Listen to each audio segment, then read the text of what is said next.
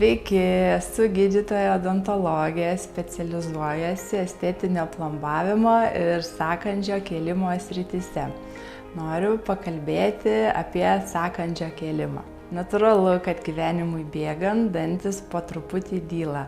Vieniems greičiau, kitiems lėčiau. Dantis labiau linkę dilti esant netaisyklingam sąkandžiui. Dažniausiai tai labiau pastebima priekinių dantų srityje.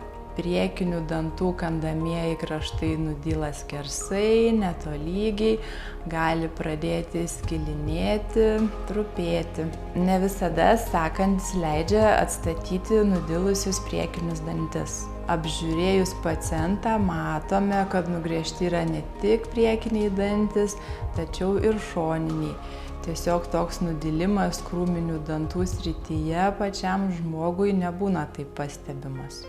Ateina diena, kai atsiranda poreikis atstatyti prarastus dantų audinius.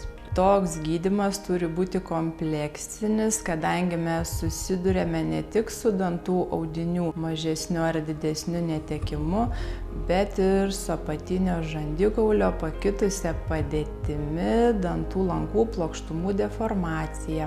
Reikia tam pasiruošti, turėti orientyrą, nuo ko pradėti gydymą. Turime atstatyti apatinį žandikaulį į teisingą padėtį, kadangi nugriežus dantis jis dažnai pasislenka, pasmunka atgal. Tik atkūrus viršutinio ir apatinio žandikaulio santykį mes tiksliai galime pasakyti, kiek ir kur reikės atstatyti pačius dantų audinius.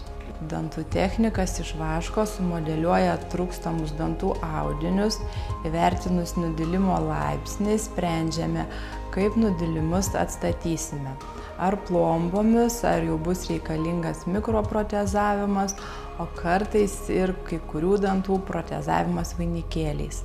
Derinant estetinį plombavimą, estetinį protezavimą yra pasiekiamas optimaliausias rezultatas ir taip atstatome nudilusį sąkandį bei sukuriame estetiškai atrodančią sveiką šypseną.